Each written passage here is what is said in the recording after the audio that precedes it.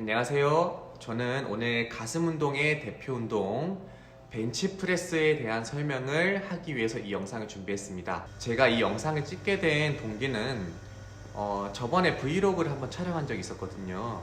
그런데 그 가슴 운동 브이로그에서 워낙 제가 만족하지 못할 정도의 설명이 들어 있었던 것 같아요. 그러다 보니까 한 번쯤은 나도 이 가슴 운동에 대해서 다른 사람들에게 좀 이해를 시켜주고 싶다. 그리고 조금 더 총괄적이고 도움이 되는 그런 강좌를 한번 찍어보고 싶다라는 생각이 들어서 준비하게 됐습니다. 벤치프레스 검색 하나만 하더라도 정말 많은 영상이 나와요. 이 영상들 중에서도 저거는 진짜 내가 하는 방법인데 저 사람도 저렇게 하는구나 라고 생각했던 영상들도 있고 저거는 몰랐던 내용인데 라고 생각 들었던 영상들도 있었어요. 이 영상도 도움이 됐었고 저 영상도 도움이 되겠구나 싶어서 이거를 어떻게 전달하면 좋을지 연구를 좀 해봤습니다. 일단 첫 번째로 설명을 드리자면 근육 운동의 원리를 일단 먼저 이해하셔야 돼요. 근육 운동은 그러면 어떻게 일어나느냐, 우리가 쉽게 알고 있는 수축과 이완으로 이루어지는데, 이 수축과 이완은 어떻게 이루어지냐면 우리가 근육이 시작점이라는 게 있고 정지점이라는 게 있어요. 처음과 끝이 있다는 거죠. 그래서 이 처음에서 멀어지는 동작, 이 멀어지는 동작을 보통 이완이라고 많이 불러요. 그래서 다시 점에서 시작점으로 돌아오는 동작을 수축이라고 보통 보시는데, 이 원리로 이루어진다고 보시면 됩니다. 가슴 운동에는 어떤 부분이 시작점일까요? 세 가지가 있는데, 세 가지 중에 하나는 쇄골지, 하나는 흉골지, 하나는 복근지라는 이 세 가지 근육 지점을 뜻합니다. 그냥 쉽게 생각해서 이 부분이 보통 시작점이라고 보시면 돼요. 그러면 이 시작점에서 끝 지점은 어디 있을까요?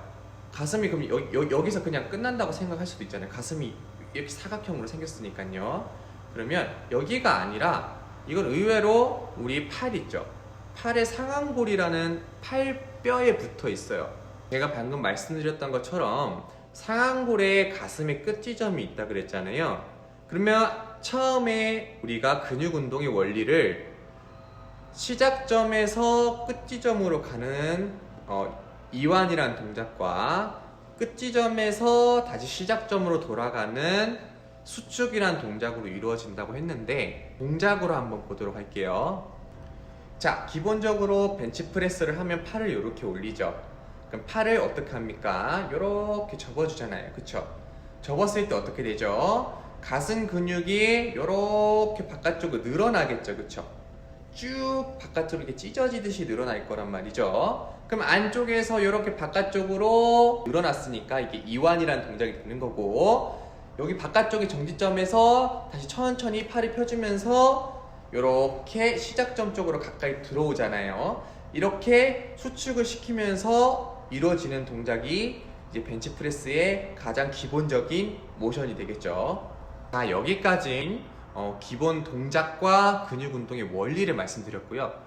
이제부터 중요한 내용들이 많이 들어갈 거예요.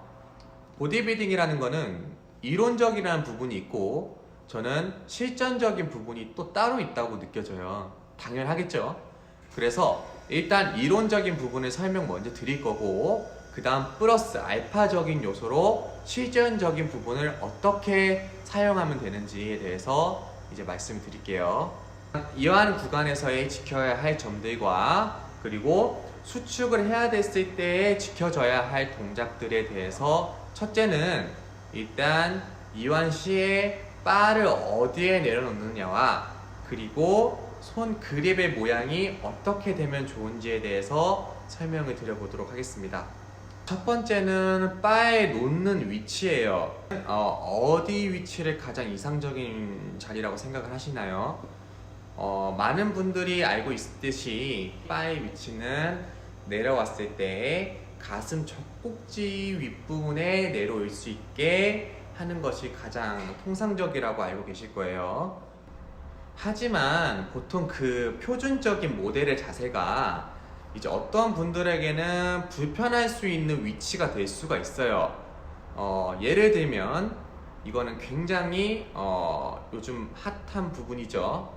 외반주가 되어 있는 분들에 있어서는 이 표준적인 위치 자체가 굉장히 팔이나 이 팔꿈치나 그리고 어깨나 이런 부분에 부담을 줄 수 있는 자세가 될 수 있다는 거예요. 외반주가 뭐냐? 이거는 지금 유튜브 창에 보시면 뭉트니스라고 검색을 해보시면 우리 선생님께서 올려놓은 영상이 있습니다. 외반주 영상을 한번 참조해 보시면 될 거예요. 저도 외반주가 있어서 솔직히 말하면 표준 자세를 하면 굉장히 팔꿈치나 이런 어깨가 굉장히 많이 아파요. 그래도 표준 자세를 한번 보여드리도록 할게요.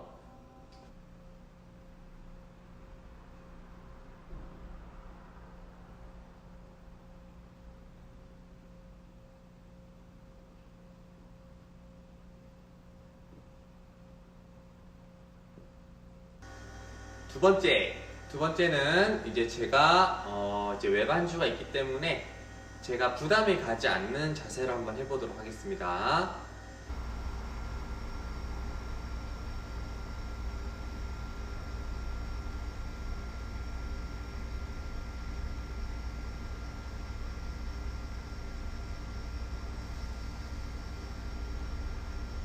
차이점이 보이시나요?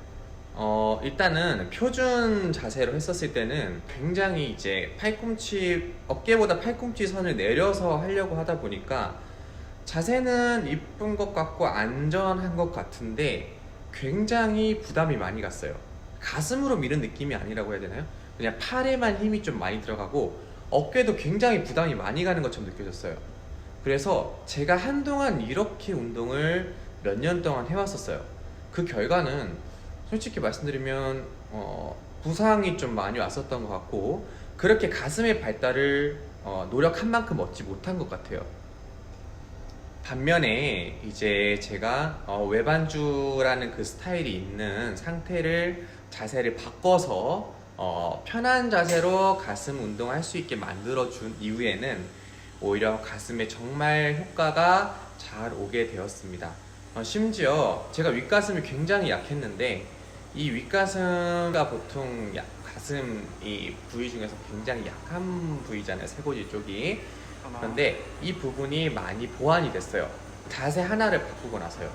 그만큼 내가 바의 위치를 내리는 그 부분이 나의 이 체형의 타입에 따라서 달라질 수 있는 거를 반드시 명심하셔야 됩니다.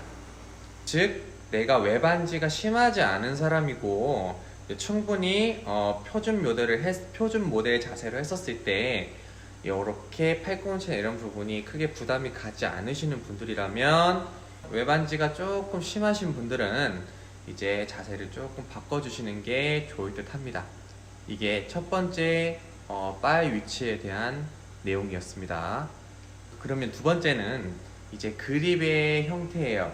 주먹을 어떻게 쥐고 할 거냐 이 부분인데 어떤 부분은 바를 잡을 때 눕혀서 들면 정말 미는 느낌이 좋다라고 얘기하시는 분이 있어서 아예 약간 꺾어서 이용하시는 분들도 있고요. 저 같은 경우는 약간 완전히 세우거나 이거에 완전히 눕히는 거에 약간 중간 형태를 잡아주는데 이 방법이 저는 가장 편했어요. 아예 세우시는 분들도 있어요. 그런데 완전 극과 극 이런 자세는 조금 피하시는 게 좋다고 생각을 합니다. 자, 그러면 이 무게를 어디로 받아야 되느냐가 이제 그립에서 가장 중요한데 우리가 이제 팔을 보면 이렇게 뻗었을 때 자, 엄지 쪽으로 이어지는 부분은 보통 우리가 요골 부분이라고 이렇게 돼 있어요. 그런데 이제 새끼 쪽으로 나 있는 뼈 같은 경우는 새끼 쪽에서 이 상완골 쪽으로 넘어갈 때 여기 이어지는 뼈 부분 같은 경우는 척골이라는 부분이 있습니다. 근데 여기 엄지 쪽으로 들어가 있는 이 요골 같은 경우는 이 주관절, 한마디로 이 손목 관절의 내회, 회전 이런 기능을 해요. 그래서 회전을 목적으로 하는 그런 기능이기 때문에 무게를 이쪽으로 싣게 되면 안정감이 굉장히 떨어지게 됩니다. 반면에 척골 같은 경우는 요걸보다는 안정성을 가지고 있고 움직이지가 않아요. 딱 고정이 되어 있기 때문에 오히려 무게를 떠받칠 때는 척골 쪽으로 받는 것이 훨씬 더 안전하고 견고하게 무게를 견뎌낼 수 있겠죠. 박승현 선생님의 영상에서도 이 설명이 나와 있더라고요. 그래서 제가 이거는 나도 여지껏 그렇게 하고 있었는데 하는 그런 생각도 들었고 굉장히 공감이 많이 갔어요. 그래서 이거를 먼저 소개를 해주셨기 때문에 이제 제가 뭐 굳이 설명이나 이런 할 기회가 없었지만 그냥 되짚는다고 생각하고 봐주셨으면 좋겠어요. 그럼 바를 잡는 방법을 이렇게 아까 말했던 새끼손가락 쪽에 나 있는 척골 쪽을 이용해서 이렇게 받쳐주세요. 받쳐주고 여기 엄지를 밑으로 빼주신 다음에 이 상태에서 고스란히 이렇게 안쪽부터 이렇게 잡아주시면 됩니다. 자, 그립 잡는 법은 제가 설명을 드렸지만 이제 손목의 각도에 따른 변화가 어떻게 되는지 보려고 하는데요. 일단 우리는 손목 자체를 이렇게 눕히게 되면 가장 기본적으로 일어나는 자세가 손목을 눕힐 때 팔꿈치가 이렇게 앞으로 자동으로 빠지게 되어 있어요. 한마디로 내가 수직 운동을 하기 위해서 자세를 잡는데 내가 생각했던 것보다 손목을 이렇게 꺾어줌으로써 팔꿈치도 앞으로 나가게 되잖아요. 그러면 전환이 지면과 수직으로 세워지는 게 아니라 조금 기울어지게 돼요. 옆에서 보게 되면. 한번 볼까요? 손목을 눕혀서 한번 벤치프레스를 해보도록 할게요.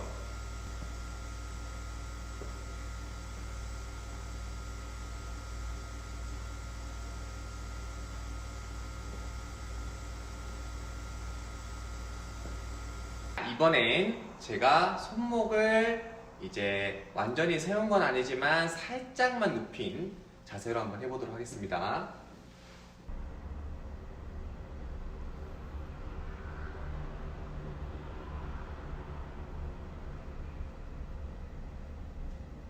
차이점이 보이시나요? 일단은 세우게 됐었을 때가 팔꿈치의 각이 지면과 조금 더 수직으로 내려올 수 있게 만드는 좋은 상태를 만들어줘요. 우리가 이 보디빌딩, 리프팅식이 아닌 보디빌딩 방식은 조금 더 각 하나하나가 예민하게 작용한다고 보기 때문에 내가 조금 더 바 자체가 수직으로 떨어질 수 있는 상태를 만들어주는 게 중요하다고 봅니다. 그게 뭐 손목을 써서 팔각도를 만들어주는 것도 그거의 한 일부분이 되겠죠.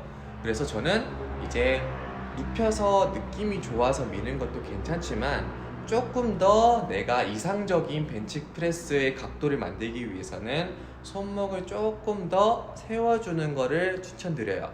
그러면 이제 제가 외반주지만 이제 표준의 팔이라 생각을 하고 그립과 이 손목의 각도를 세워서 자세를 한번 해볼 거고요. 외반주들이 조금 편한 각도로 내려올 수 있는 그런 자세를 이제 앞서 말했던 그립이나 손목 각도를 사용해서 보여드리도록 할게요.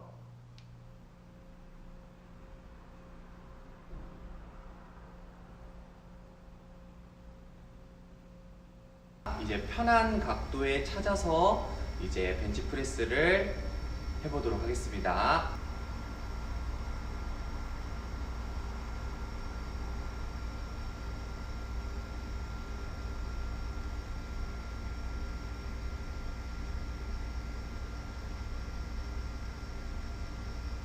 벤치프레스의 기본 바의 위치와 그리고 다른 외반주의 형태를 갖고 있는 사람들의 바의 위치, 그리고 손에 잡는 그립의 방법, 그리고 이제 손목의 각도까지 알려드렸어요.